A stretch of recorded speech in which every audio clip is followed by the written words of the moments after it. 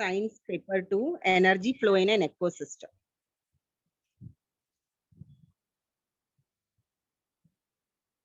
We have studied how energy flows in an ecosystem from primary consumers to secondary consumers, then to apex or top consumers, and then finally to omnivorous. All this energy from where we are getting? From the producers, that is plants.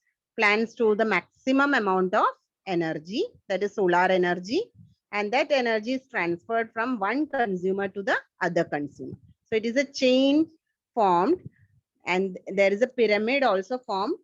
Yes, so that chain of food is called food chain, and the interaction between different food chain forms a food web.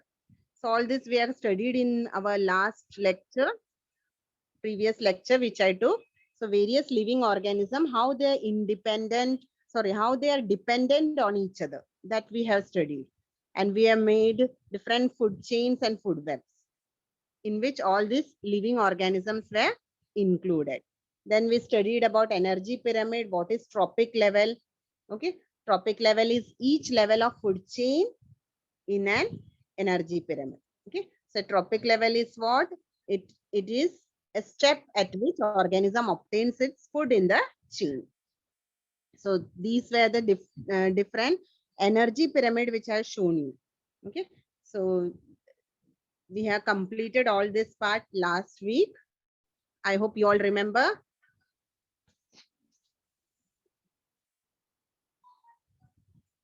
So now we are going to begin with biogeochemical cycle.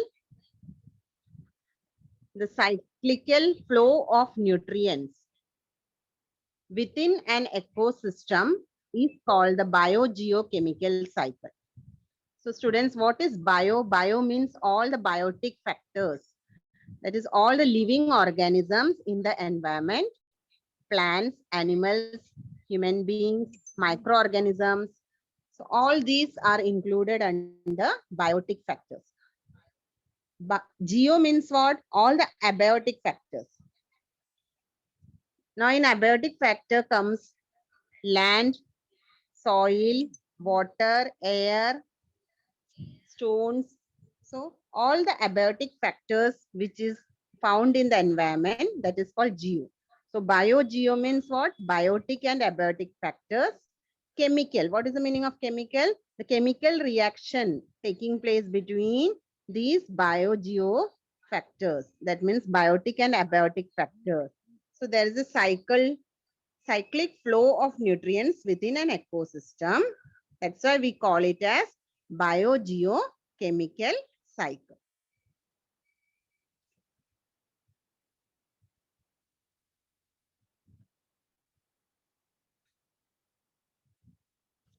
The biogeochemical cycles provide different types of nutrients to all living organisms for their growth and development. So, you know, all living organisms, they need different types of nutrition. They need proteins, vitamins, carbohydrates, fats, minerals, etc., for the growth and development. These nutrients are necessary for the growth and development of the organisms, and they're continuously transferred from abiotic to biotic factors and vice versa within an ecosystem. So we need water. So we are depending on abiotic factors also. We need sunlight. We need air. Okay. Similarly, they also need living organisms. So they are dependent on each other. Okay. So our internal organs should grow properly. There should be development in the organisms, not only human beings, plants, animals, both. Okay. So the biogeochemical cycle, how it operates through the medium of the biosphere, which is formed by the lithosphere, hydrosphere, and atmosphere. So there are three layers, okay, in the biosphere. That is lithosphere, hydrosphere, and atmosphere. So there will be interaction between them.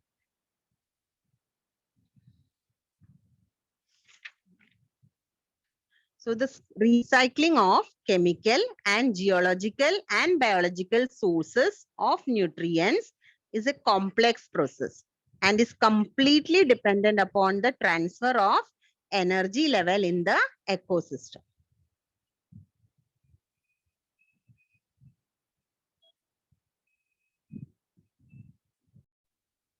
Now you can see one diagram in the screen.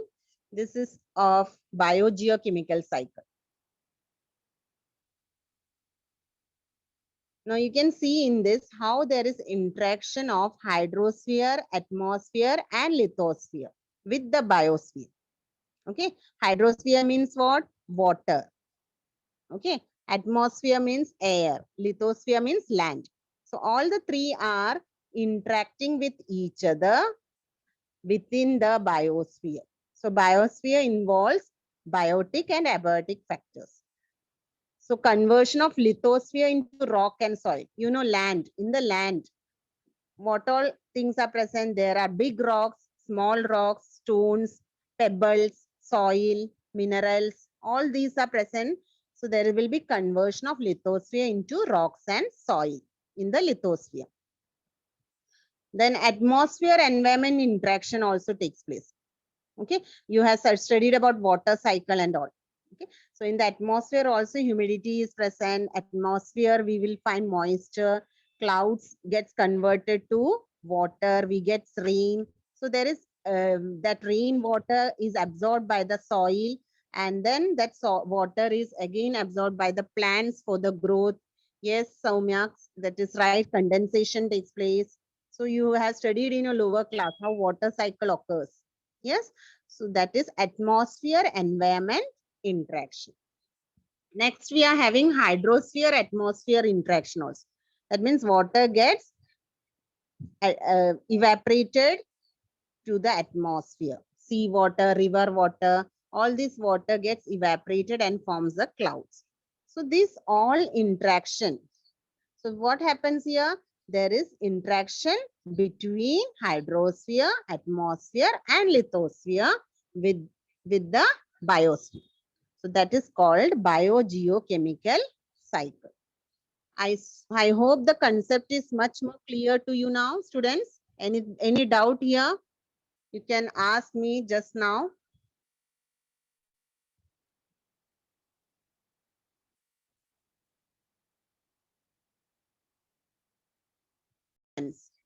The cyclic flow of nutrients within an ecosystem is called as biogeochemical cycle. So the biogeochemical cycle, what they do, they provide different types of nutrients to all living organisms. And why we need nutrients? For the growth and development. Okay, so nutrients is necessary for all the living organisms. And how it continuously transferred? That is transferred from abiotic factors to biotic factors and vice versa. Similarly, biotic factors and abiotic factors both are necessary for this biogeochemical cycle. So there are three layers I told you: lithosphere, hydrosphere and atmosphere. So in this way, the medium of biosphere is formed by lithosphere, hydrosphere and atmosphere. So there will be recycling of chemical, geological, biological sources of nutrients, which is a complex process. Okay, and it completely dependent upon what? Transfer of energy level in the ecosystem. Now we have to study here mainly two types of biogeochemical cycle, that is gaseous cycle and sedimentary cycle. Now what is this gaseous cycle? Gaseous cycle is found in the Earth's atmosphere. Okay, and it includes nitrogen cycle, carbon cycle, oxygen cycle, water vapor cycle, etc., etc. So there is an accumulation of main abiotic gaseous nutrient materials that is found in the Earth's atmosphere. And it includes nitrogen, oxygen, carbon dioxide, water vapor, etc. Now, what is the sedimentary cycle? Sedimentary cycle is found in the soil, sediments, and sedimentary rocks of the earth. So we can say it is an accumulation of the main abiotic nutrient materials found in soil, sediment, and sedimentary rocks of the earth. Okay. Now, what it includes all the soil components like iron, phosphorus, calcium, potassium, magnesium, sulfur, calcium, potassium, phosphorus, sulfur, calcium, potassium, phosphorus,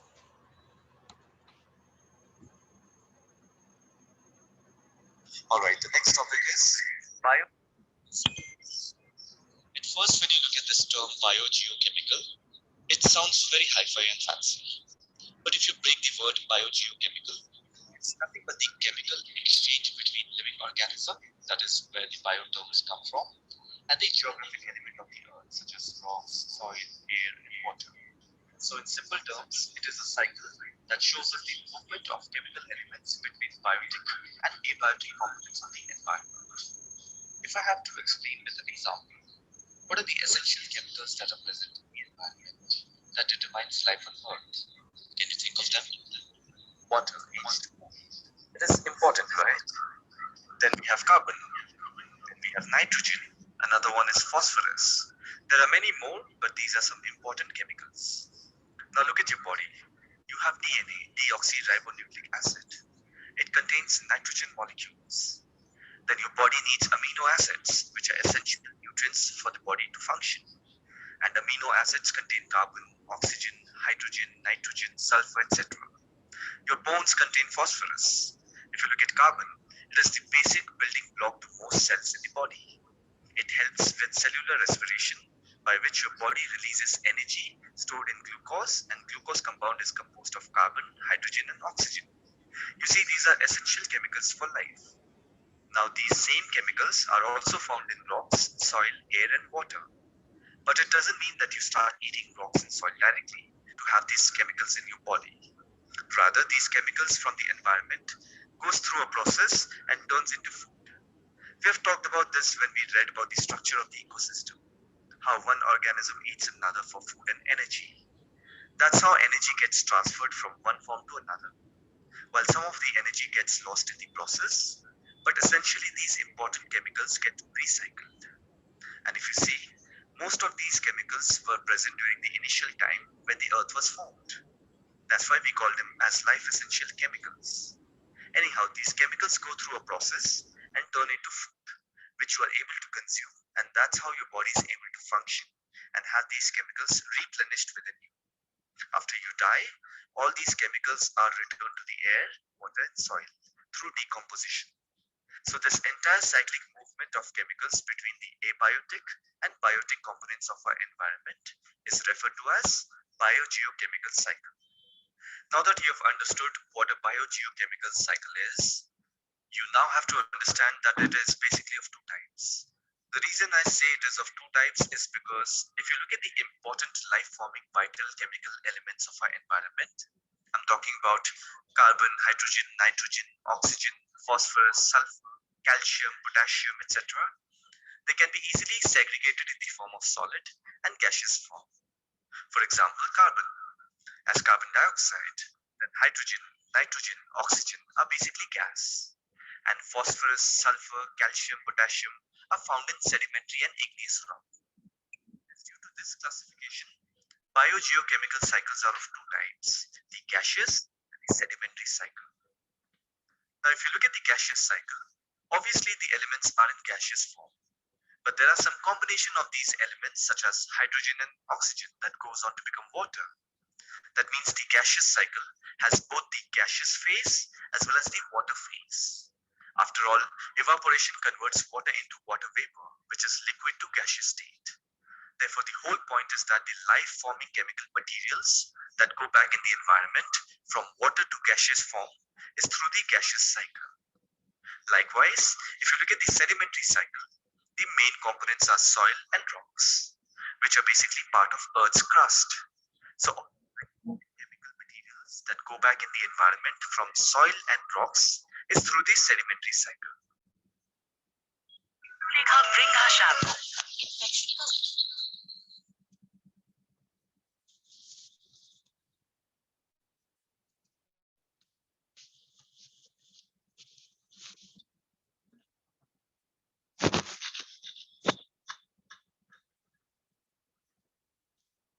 So students, you have watched one video of biogeochemical cycle. I hope everyone understood very well what is biogeochemical cycle, correct? Now let us move to the next topic, that is the carbon cycle.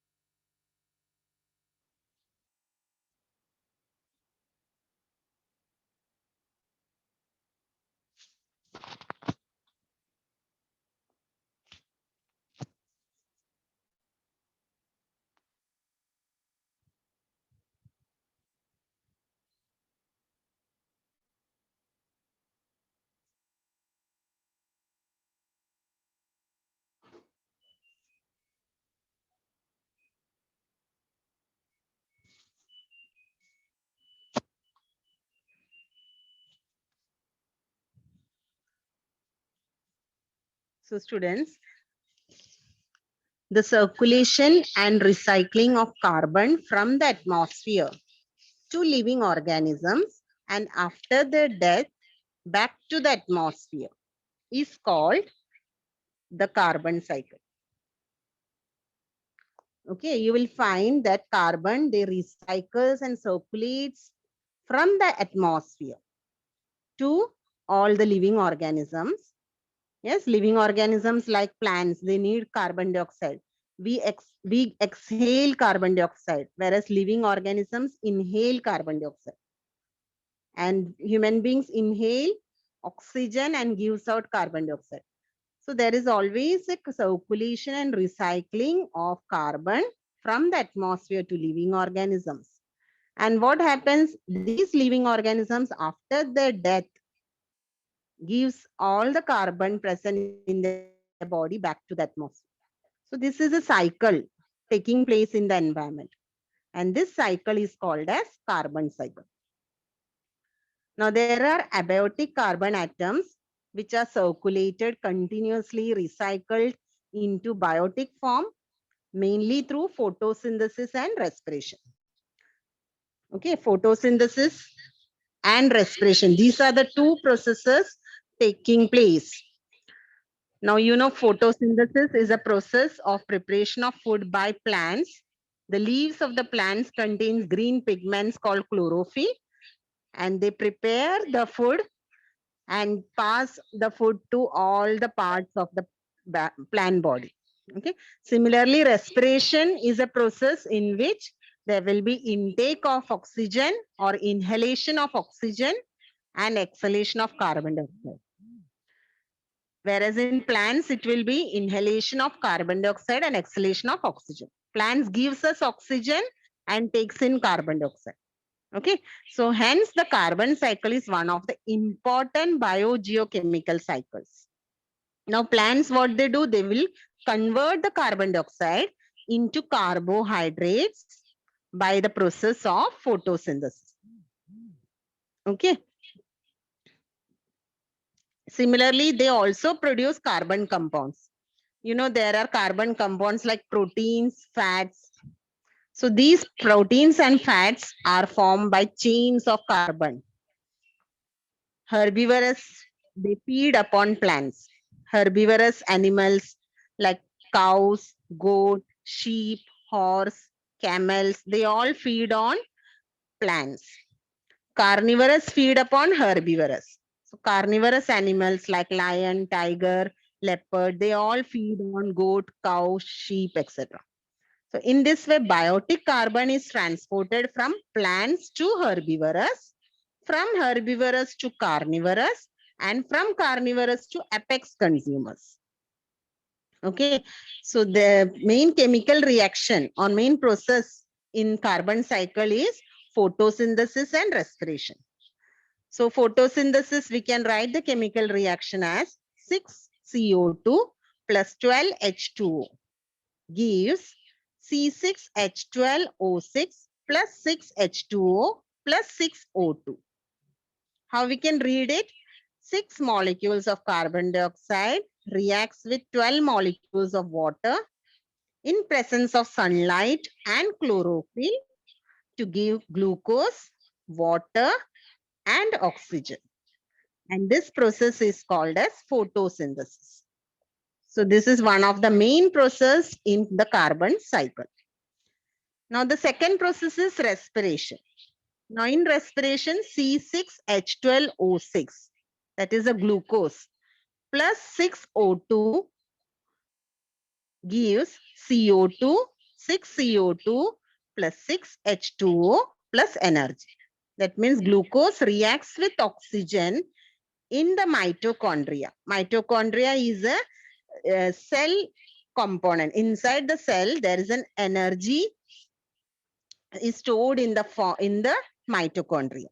Okay, so inside the mitochondria, this reaction takes place. Glucose reacts with oxygen and forms carbon dioxide, water, and energy. So respiration and photosynthesis, these are the two main processes taking place. So you can see in the diagram what is given in the carbon cycle. You can see sun, a sun is shown, sunlight is absorbed by all the plants, all the living organisms. Then you can see biotic decompositions takes place, fossil fuel is formed, absorption in the water takes place, respiration is done by the animals, grazing animals like cow. Respiration is done by the plants and trees and shrubs, herbs, all which is present in the environment. Even some carbon dioxide is released by the factory. You can see a factory releasing smoke and the carbon particles are released into the environment. So this cycle continues in nature. That's why we call it a circulation and recycling of carbon from the atmosphere to living organisms and after their death back to the atmosphere. That is called as a carbon cycle. So eventually what happens after the death, all types of consumers, maybe herbivorous, carnivorous, omnivorous, they all get decomposed. By whom? By the decomposers. Now what are these decomposers? Bacteria and fungi. They all decompose the body of these animals, living organisms, and carbon dioxide is released again into the atmosphere, which is used again by the living organism. So in this way, carbon is continuously passed on from one living organism to another. After the death of this living organism, carbon goes to the atmosphere and is again taken up by the living organism. Okay. So I hope you understood what is the carbon cycle, exactly how carbon cycle takes place in the environment. Even sometimes we burn the fossil fuels and wood, forest fires takes place, volcanic activity occurs. During that time also carbon dioxide is released into the atmosphere. Oxygen, how it is released? By the biotic process of photosynthesis, and carbon dioxide through respiration. Okay, so the carbon cycle is very effective in the temperate region. Correct? So I hope you all understood what is carbon cycle very well.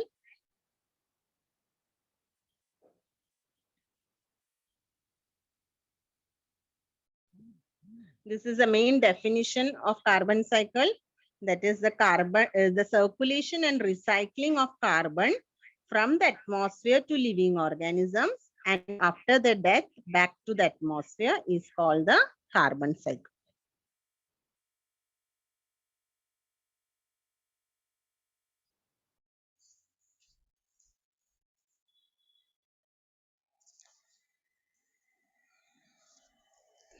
Now students, let us watch one short video of carbon cycle and oxygen cycle. Then I will explain what is oxygen cycle.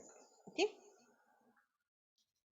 The air around us is made up of many different gases, including oxygen, carbon dioxide, nitrogen, and inert gases.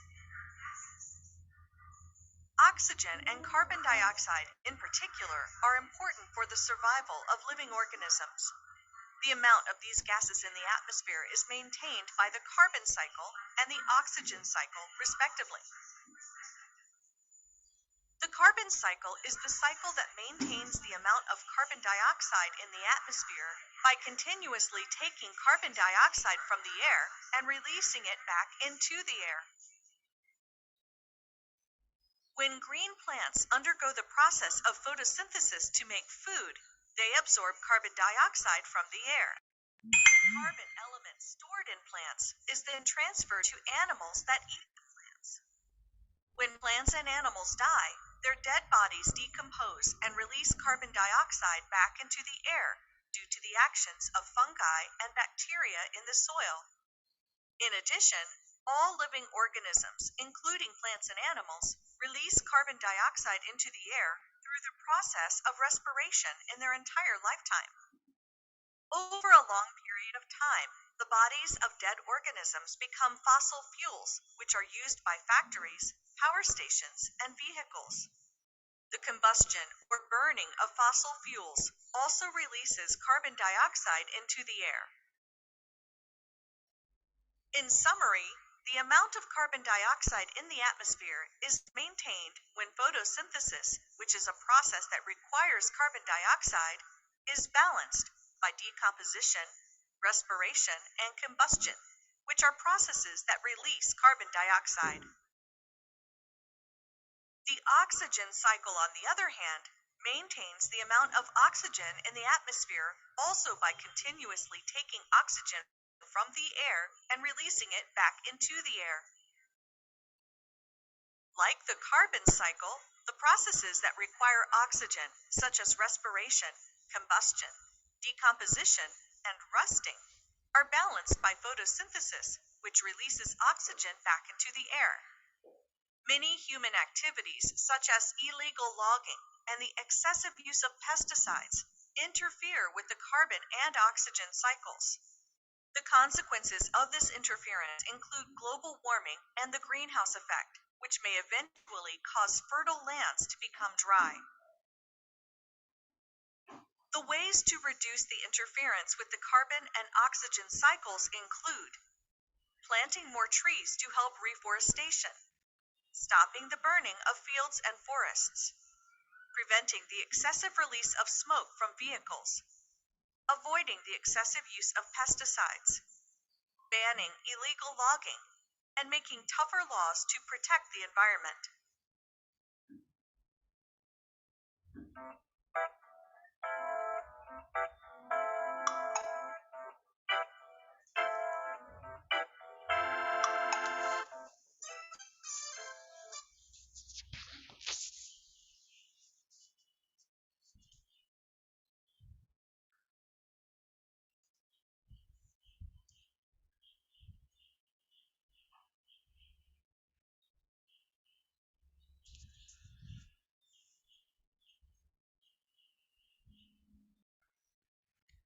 Circulation and recycling of oxygen within the biosphere, that is called as the oxygen cycle. So here you can see one diagram that is of oxygen cycle, where you can see how the circulation recycling of oxygen within the biosphere takes place. So this cycle, what it includes? Biotic and abiotic components, correct? So oxygen, how it is continuously produced and how it is continuously used up in the atmosphere, that is shown over here. Now oxygen, you know, it is very reactive and it reacts with each other with different elements to form different compounds. So oxygen found in various forms like O2, that is a molecular form of oxygen, water, H2O, in that water also oxygen is present, carbon dioxide, CO2, in carbon dioxide also oxygen is present, and there are many inorganic compounds, in that also oxygen is present, correct? So they're like you can say the oxygen cycle, okay, that is extremely complex. Means what? It is very difficult to understand, it's very complex, complicated. Okay, so oxygen is released in the process of photosynthesis, whereas it is used up in the process called respiration, combustion, decomposition, corrosion, rusting, etc. So respiration, you all know. Combustion means what? Burning of wood, burning of paper. Decomposition means what? Something to something which decomposes. Correct? That means gets mixed with the soil and decompose. Corrosion means what? Reaction with the oxygen. Metals reacts with oxygen to form metallic oxide. And rusting, it's also like corrosion, okay, where metals react with oxygen to form metallic oxide. For example, iron forms iron oxide. Okay. So now in the diagram you can see how from the sunlight plants produce oxygen by absorbing sunlight by the process of photosynthesis. The animals also breathe in oxygen, okay, and break down the sugar molecules by the animals, and all the sugar molecules are broken by the animals, and the animals gives out carbon dioxide, and again the plants will absorb this carbon dioxide and produce a food material. So this cycle keeps on taking place in the environment. That's why it is called as oxygen cycle.